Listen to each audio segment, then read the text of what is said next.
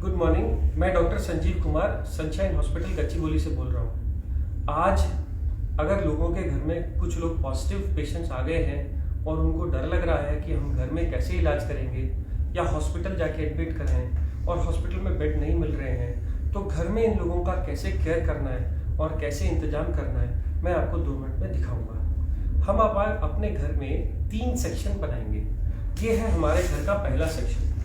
पहले सेक्शन में वो लोग रहेंगे जिन लोगों को कोई बुखार, जुकाम या कोरोना के फीचर्स नहीं है। जाकर के सब लोग टेस्टें कराने का कोई बेनिफिट नहीं है। जो लोग इन्फेक्टेड नहीं हैं, जिनको बुखार नहीं आ रहा, उनको सिर्फ 2-3 चीज़ों की ज़रूरत है। रोज अपना टेम्परेचर चेक करिए, फ्रीक्वेंट हैंड वॉश करिए, अगर घर में दूसरे से इंटरेक्ट कर रहे हैं तो फेस मास्क का यूज़ करिए और सोशल डिस्टेंसिंग, 1 हाथ की दूरी पे रहिए। इतने दूरी पे रहने पे कोरोना के फैलने का डर ऑलमोस्ट निल होता है। तो वो सब लोग, जो लोग ठीक हैं, जिन लोगों को फीवर नहीं आया है, वो लोग अपने घर के उस सेक्शन में रहेंगे जिस सेक्शन में दूसरे इन्फेक्टेड लोग नहीं हैं। जिनको फीवर आ गया है और जुकाम, बुखार, खांसी हो रही है, वो लोग घर के दूसरे सेक्शन में रहेंगे। और इन दूसरे सेक्शन के अंदर जो लोग नॉर्मल हैं, वो उनको डिस्पोजेबल्स में खाने का इंतजाम करेंगे। खाने में क्या खाएंगे? खाने में कोई भी वेजिटेरियन फूड, क्योंकि भूख कम हो जाती है, स्मेल कम हो जाती है, इसको आने में 1 महीना लगता है। इन लोगों को लिक्विड डाइट, सूप्स, जूस या ऐसी चीज़ें जो वो लोग खुद मांग रहे हों, सब अलाउड है। खाने में किसी चीज़ की मनाही नहीं है। आपको इसके अलावा क्या इलाज करना है? इन लोगों को बुखार हो सकता है। बुखार वाले लोगों को आपको बुखार की गोली सुबह, दोपहर, शाम देनी है। अगर बच्चे हैं तो यही गोली आधी हो जाएगी। अगर बिल्कुल खाना नहीं खा रहे तो ORS का सोल्यूशन देना है। कुछ लोगों को vitamin B, vitamin C, vitamin D, मैंने प्रिस्क्रिप्शन अपने व्हाट्सएप स्टेटस पे एक प्रिस्क्रिप्शन डाला हुआ है। इस प्रिस्क्रिप्शन को अगर आप प्रिंट करो तो ये कहता है कि आप पहले तो 1, 2 और 3 विटामिन हैं, अगली 2, एक तो फीवर की और जुकाम, बुखार, खांसी और गले दर्द की दवाइयाँ हैं। ये दवाइयाँ आप लीजिए। इस पर्चे से आप ये सिम्टोमेटिक ट्रीटमेंट कर सकते हैं। नॉर्मली कोरोना वायरस एक नॉर्मल सा माइल्ड सा वायरस है। 99% लोग इससे ठीक हो जाते हैं और उनको कुछ और चीज़ की ज़रूरत नहीं पड़ती। बट 1% लोग जब बीमार होते हैं तो उनका बुखार बहुत तेज हो जाता है। वो लोग खाना खाना छोड़ देते हैं और उनकी ऑक्सीजन सैचुरेशन कम होने लगती है। हैबत होने पे ऐसे लोगों के लिए घर में हम लोग पल्स ऑक्सीमीटर लेके आते हैं। ये पल्स ऑक्सीमीटर हम पेशेंट्स को रोज लगाएंगे।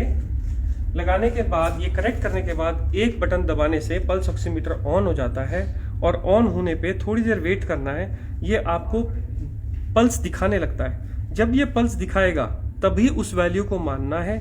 जब ये वैल्यू आ जाएगी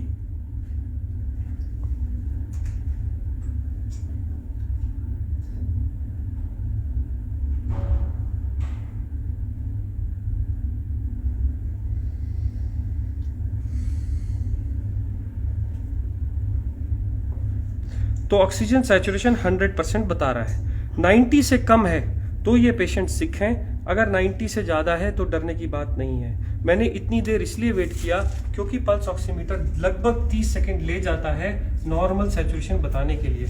अब मान लीजिए अगर ये लोग 90 से कम ऑक्सीजन पे आ गए हैं, अब इनको हॉस्पिटल की फैसिलिटी पे ले जा रहे हैं पर बेड नहीं मिल रहे, तो हम क्या करें? तो हम अपने घर का एक और सेक्शन सिक पेशेंट्स के लिए तैयार करेंगे, जिनकी एंट्री, जिसमें नॉर्मल लोग कोई भी एंटर नहीं करेंगे, और इन सब लोगों को हम 14 दिन के लिए आइसोलेट करेंगे। मान लीजिए अगर ये पेशेंट है और मुझे इनकी केयर करनी है, तो जो बहुत ज़रूरी वाली चीज़ें मैं आपको बताता हूँ। जब भी आप इस कमरे में जाएंगे तो आप एक बड़ा कपड़ा या कोई भी गाउन, जिससे कि आपके कपड़े इन्फेक्ट ना हो जाएं, वो गाउन पहनेंगे। गाउन के ऊपर मास्क, गाउन पहन के आपका ये पूरा एरिया कवर हो गया। अब आप इसके ऊपर एक नॉर्मल कोई भी मास्क या N95 मास्क लगा सकते हैं। ध्यान ये रखना है कि इन मास्क को इधर की तरफ हाथ से नहीं छूना। छूने के बाद स्टेरलाइज करना है, आंख में नहीं लगाना। आप सिंपल मास्क भी यूज कर सकते हैं, बट इसको रोज डिस्कार्ड करिए। अब क्योंकि ये इन्फेक्टेड जोन है, इसलिए मार्केट में ये प्लास्टिक की बनी शील्ड्स मिलती हैं। इसको अगर आप लगा लेंगे तो आपके सेक्रीशंस बाहर नहीं जाएंगे। ऐसे ही ये मरीज भी मास्क लगाएगा और ये भी शील्ड डालेगा। इससे क्या होगा, इससे उसके सेक्रीशंस और आपके सेक्रीशंस मिल नहीं सकते, आपको इन्फेक्शन होने का चांस बहुत कम हो जाता है। इस आदमी के साथ अगर आप टाइम बिताना चाहते हैं तो सोशल डिस्टेंसिंग के हिसाब से इससे ज़्यादा टाइम नहीं, ज़्यादा 5 मिनट से ज़्यादा टाइम ना बताइए। उनको खाने के लिए डिस्पोजेबल्स का खाने में दीजिए। जैसे मैंने पहले बताया, खाने में आप सब कुछ दे सकते हैं। अब इन लोगों की केयर करते समय याद रखिए कि वो लोग खूब हैंड सैनिटाइजर्स या सोप का इस्तेमाल करें। इसके अलावा आप जब भी इन लोगों का सेवा करेंगे तो आप ग्लव का यूज करेंगे। हर बार ग्लव्स को डालने के बाद ही आप पेशेंट को टच करेंगे। ये ग्लव अगर कपड़े के यूज कर रहे हैं घर के बने हुए, तो हर बार उनको घर से बाहर जाने के बाद उनको वॉश किया जाएगा। अगर डिस्पोजेबल यूज कर रहे हैं तो हर बार यूज करने के बाद थ्रो कर दिए जाएंगे। अब अगर आप ऐसी कंडीशन में उस पेशेंट के साथ उसकी केयर करते हैं, उसको खाना देते हैं, उसके ऑक्सीजन लगाते हैं या जो भी कुछ कर रहे हैं, आपको इन्फेक्शन आने का चांस कम हो जाता है।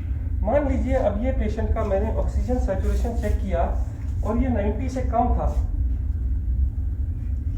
मैंने पल्स ऑक्सीमीटर लगाया और ये पल्स ऑक्सीमीटर लगा के रहने दिया। ये पेशेंट को फीवर भी आ रहा है, इसका ऑक्सीजन भी कम है, तो मैं क्या करूंगा, मैं पल्स ऑक्सीमीटर को लगा ही रहने दूंगा।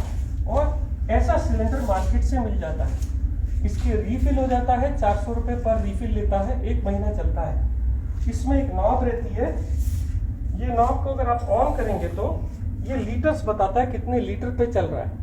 5 लीटर पे जनरली जब भी होता है तो ऐसे छोटे नेजल प्रॉन्ग्स हम पेशेंट को लगा सकते हैं।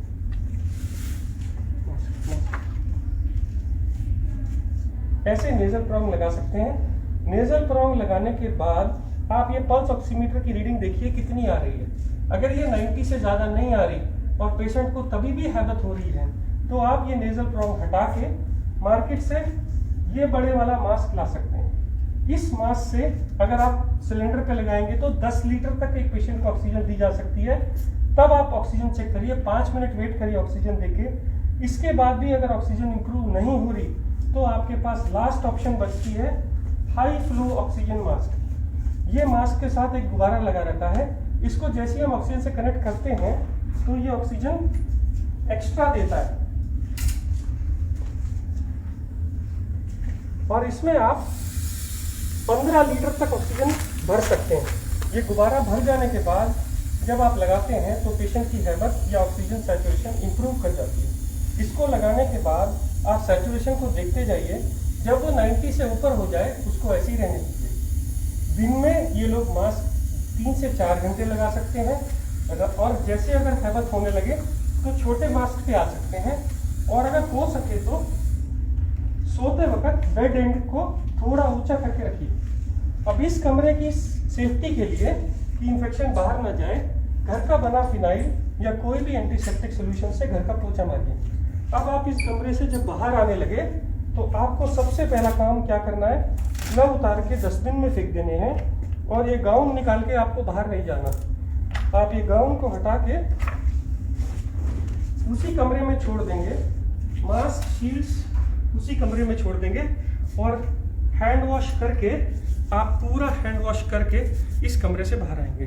14 दिन तक अगर इन लोगों की ऐसे ही सेवा करी जाए तो ये लोग इम्प्रूव हो जाते हैं। अब इन लोगों की दवाइयों का क्या, मैंने जैसे पहले बताया था, मैंने अपने व्हाट्सएप स्टेटस पे एक और ट्रीटमेंट डाला है। ये ट्रीटमेंट उन लोगों के लिए है जिनको बेड्स नहीं मिल रहे, हॉस्पिटल फैसिलिटी नहीं है और दवाई देने का और कोई इंतजाम नहीं है। तो आप पुराने ट्रीटमेंट की तरह देखिए, ऊपर मैंने 4 मल्टीविटामिन लिखे हैं, उसके नीचे मैंने भूख लगने का सिरप लिखा है, नीचे हमने जो दवाइयाँ लिखी हैं वो सिम्टोमेटिक इलाज के लिए हैं, जैसे कि डेरिफिलिन, जैसे कि मॉन्टेलुकास्ट मैंने पहले बताई। इसके अलावा जो नीचे आने वाले इंजेक्शन या एंटीबायोटिक्स हैं जो डॉक्टर की गाइडेंस में लेने चाहिए, वो एक तो है डॉक्सीसाइक्लिन, सुबह शाम 5 दिन के लिए 10 गोलियां, ये लोग इतनी देर में इंप्रूव कर जाते हैं। और दूसरे हैं 2 इंजेक्शन एक इंजेक्शन है ब्लड थिनर का, क्योंकि कहा गया है कि ऐसे लोगों को क्लॉट्स बन जाते हैं, इसलिए ये इंजेक्शन सुबह शाम देना है डॉक्टर की गाइडेंस में। और एक स्टेरॉइड का इंजेक्शन 10 रुपए का डेक्सामेथासोन, जो दिन में एक बार लगेगा सुबह। अगर ये इंजेक्शन आपके पास में आपके घर का डॉक्टर लगा देता है तो आपको हॉस्पिटल के खर्चे या हॉस्पिटल के बेड अगर नहीं अवेलेबल है तो भी आप इंतजाम कर सकते हैं। कुछ लोग बोलते हैं हमारे पास इंजेक्शन की कोई भी सहूलियत नहीं है, कोई भी डॉक्टर नहीं आ रहा है, तो मैंने एक ब्लड थिनर एपिक्साबैन और एक स्टेरॉइड ओरल मिथाइल प्रेडनिसोलोन भी रखा है। आप इसको भी प्रिस्क्रिप्शन के हिसाब से प्रिंट करके ले सकते हैं। इतना सेटअप अगर आपके घर में है तो ये आईसीयू का काम करेगा। मैं फिर बोल दूं, आपको sanitizer, face shield, face mask, bed जिसका बैक ऊंचा हो, 3 तरह के फेस मास्क, एक ऑक्सीजन सिलेंडर, घर में फिनाइल, एक कवर, बॉडी कवर जो सेवा कर रहे हैं, मेरा प्रिस्क्रिप्शन जो मेरे स्टेटस पे लगा हुआ है इसको प्रिंट करके रख लीजिए गाइडेंस के लिए, और कुछ दवाइयाँ जो सब उसमें रखी हैं। हर बार ग्लव्स का यूज करिए। ये एक आईसीयू सेटअप है, क्योंकि आज भी कोरोना की कोई स्पेसिफिक दवाई या वैक्सीन आनी है और इससे ज़्यादा ट्रीटमेंट अभी भी आईसीयू में नहीं हो रहा है। बहुत ही एक्सेप्शनल कंडीशन में 2 और दवाइयां हैं जो बगैर आईसीयू सेटअप के नहीं दी जा सकती। ये 99% इलाज हर लोगों तक अगर पहुंच जाए तो वो लोग जिनको मेडिकल सेवा अभी भी उपलब्ध नहीं है वो लोग अपनी सेवा या अपने घर वालों की सेवा कर सकते हैं। मैं doctor Sanjeev Kumar Sunshine hospital से बोल रहा हूँ।